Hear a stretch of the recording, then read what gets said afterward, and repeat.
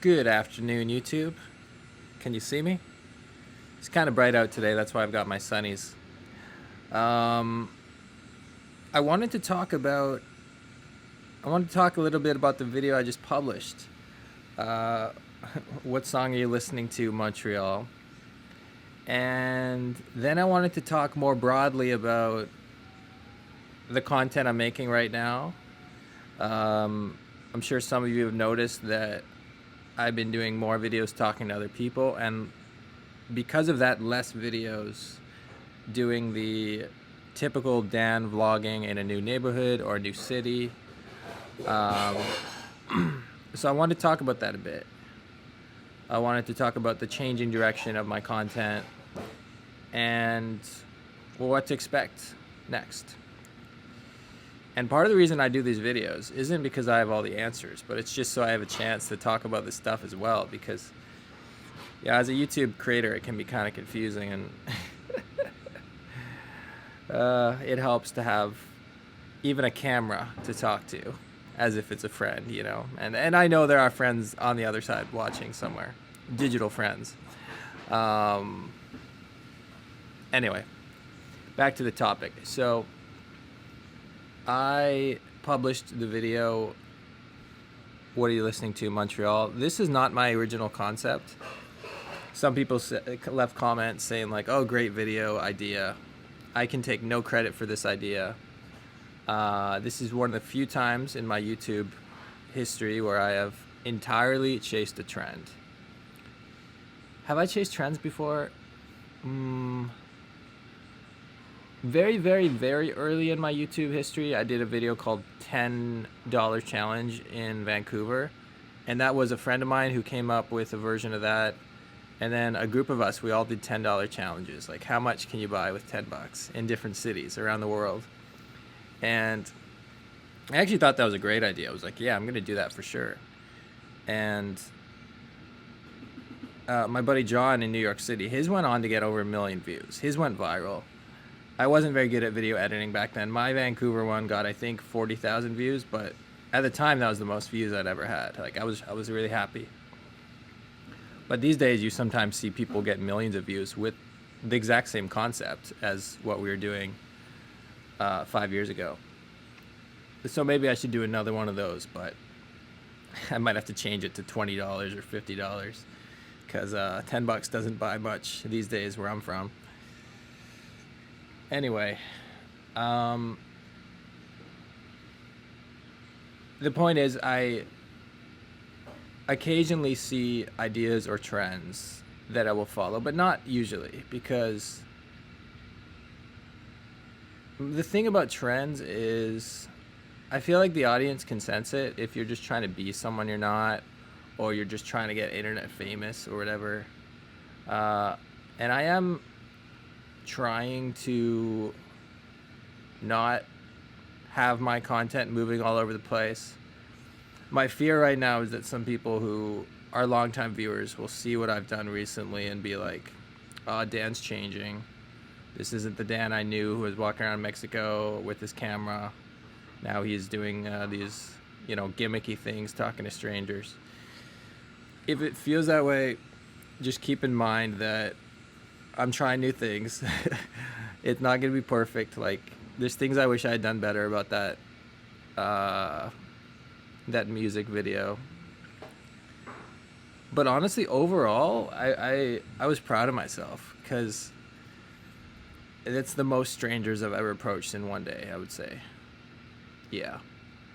There were the people I showed in the video. There were about 35 of them. And then let's say another 15 who said no, or just didn't want to be in the video. So like, I had to approach like 50 people and tell them I was going to be in a video. And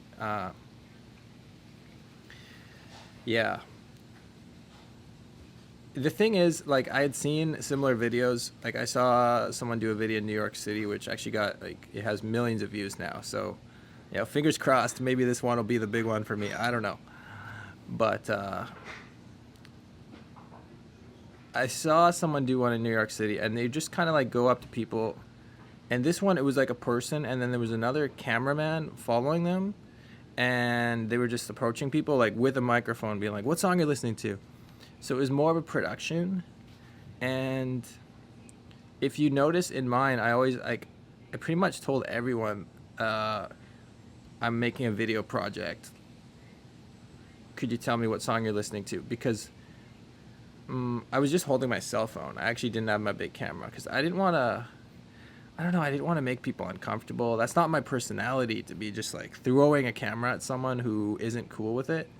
I mean, sometimes I'll do that. Sometimes in a YouTube video I'll do that, but not only like I make it clear that they're being filmed. So if someone is like, "Hey, I don't want to be on YouTube," they can always say that. I'm not a big fan of these prank videos where they're like hiding cameras and stuff. I feel like it's a bit manipulative. It's like using people. I mean, I guess technically I'm like, I was gonna say using people for content. I'm also like, people are the content, but I think consent is an important thing. And so I would never want someone to end up on a channel and be like, "Hey, I didn't know you were filming. Like, what the hell, man?"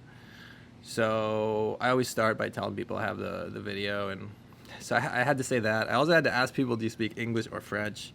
So doing that 50 times, it's a lot of social interaction for one day. Um, so yeah, I was proud of myself for pulling it off. And the thing is, in the end, again, at the beginning, I had my doubts. I'm like, am I gonna be bothering people? Or are they gonna be annoyed, like this stupid YouTuber bothering everyone? But actually, I think you can see this in the video if you look closely. People are almost always happier after I approach them than before. And I don't think that's me. I think it's just, um, especially in a big city, we all walk around in our own bubbles. And especially when you're listening to music. Like, I do that too. I walk around listening to music, and sometimes I'm like, I don't know, I'm just in a world of my own. I just forget, like, you just forget about everyone else.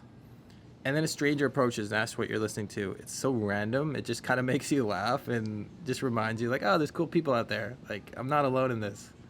And so I would see people just smiling as they left, and maybe they're just smiling at me being goofy or whatever. But like, whatever it is, I felt like I had left those people's day slightly better than before. And so when I talk about like consent, like I never want to do content with other people that makes them feel like they were used somehow. I want them to feel like that was a moment they enjoyed when they were in it. Like, it's not just good for YouTube, it's good for the people in the video. You know what I mean? But as I do content involving more people, it opens up a new set of problems to think through. You know, do you need consent from people to be in videos? If someone is talking too much, can you edit it and like cut some parts out? And if you do, you got to be sure you're not like making them sound like they're saying something they're not, because as anyone who's edited a video knows, like, you can kind of manipulate things. And people do that to politicians and like celebrities all the time, take a little quote out of context to make it sound like they're jerks when they're actually like saying something very different. I'm never going to be doing that. I'm never going to be trying to use people in that way. And I feel like that has to be like the North Star, the guiding principle whenever I do videos like that. People first, content second. Anyway, moving ahead to the second part of the...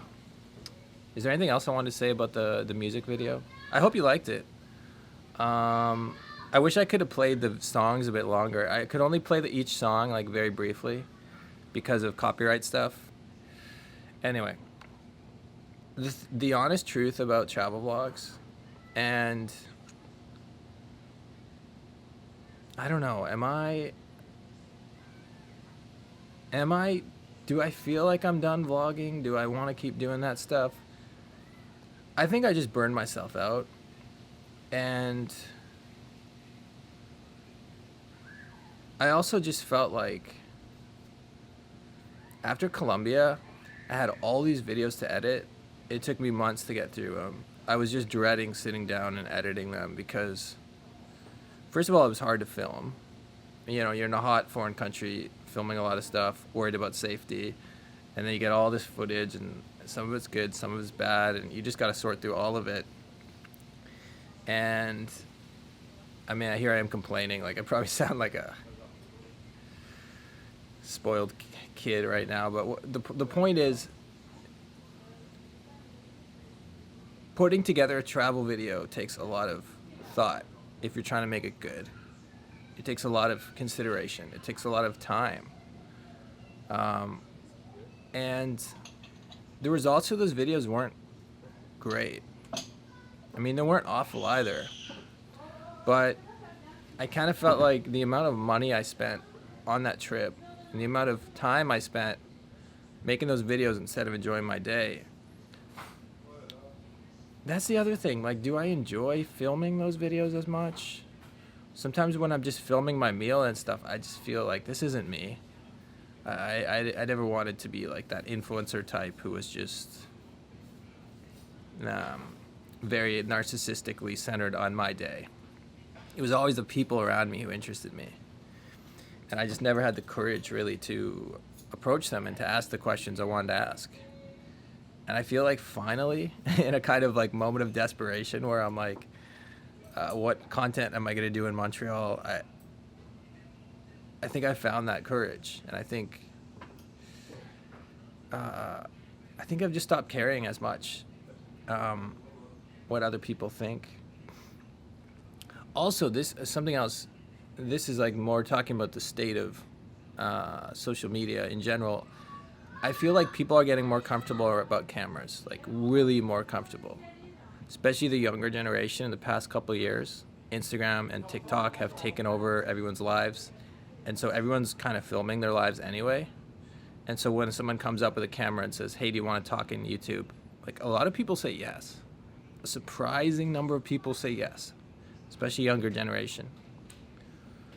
And by the way, I want to get older perspectives too, because obviously the older generations have a lot of wisdom and a lot of unique perspectives to share, which I want to show as well. It's just honestly harder to get older generations to talk on YouTube, so I need a different approach for that. I need a different approach. But the point is, when I first started filming, like in 2016, I remember going back to that video I was talking about, the $10 challenge in Vancouver. I still remember that day when I was filming that, and like I was in the lineup at Costco. I bought $1.50, $1.50, this huge hot dog from Costco, because I was trying to show like how basically you can't buy much for $10 in Vancouver. So I was trying to buy like the cheapest stuff I could find, and Costco was one of the places. And I remember like filming myself eating that hot dog, and like all around me, like people are just giving me looks like, what's this guy doing? Like people thought I was so weird, and I was, because nobody did that back then. And now people would just be like, oh, whatever, he's making a TikTok video, he's making a whatever. Like everyone's a content producer these days. Which is perhaps the last reason am I falling out of love with travel videos? I don't know. I just feel like there's so many people doing content like that right now that the people who enjoy the travel videos are just, I guess, people who enjoy my company and just want to see me talk about stuff. But I don't feel like I'm really offering any unique value that hasn't been done before. Whereas, for example, the languages video I just published, talking about languages in Montreal, I've never seen that video done on YouTube before. Like, I've never seen anyone just like go around and ask people that question. I've never seen someone ask a bunch of strangers in Montreal what song they're listening to. I looked on, actually no, that's not true. Someone did one 11 years ago. If you search what song you're listening to in Montreal, there's one that was published 11 years ago. That's, yeah, that person is a legend. Yeah, it's actually kind of cool to see how the style has changed too. And the music and the way people dress. Like, I'm really curious to see how this video is going to look 11 years in the future. I actually have an idea of doing one of these every single year. Like, I don't think it's going to be a regular thing for me, but every single year Or maybe next time I do travel to some unique places, like if I'm in India, what are people listening to there? I wish I'd done this idea in Colombia. I wish I'd asked people what they love and hate about their city in Medellin, Colombia. It's just hard sometimes because when you're in another country, sometimes people don't want foreigners. Like, it depends a lot on the country. Like, some places really are proud and they don't want to say anything bad about where they live. Other places, like, they'll tell you everything that they don't like. Some places are very open about that. That's a cultural difference, I would say.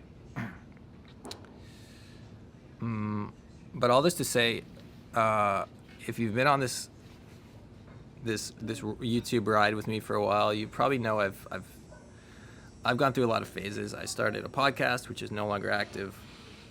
I mean, like, briefly during when the world was shut down, I was doing videos like just sharing good news stories. Like, I've had a lot of different directions on this channel, but I promise I will never stop sharing the truth as I live it, who I am, what I see, and right now I feel like maybe I've gone too much into humans and I'm not showing enough of the cities and stuff. Maybe that's one thing. Maybe I need to find a way to interview people, but also get beautiful shots of the city and also like add a bit of my own thoughts. I feel like I was all about me, and then right now I might be all about other people, but somewhere in the middle there's this area that will be really interesting to get to. I just have to find it. So thank you for your patience as I figure out this new content that I'm working on. That's it. Talk to you later. Have a great day.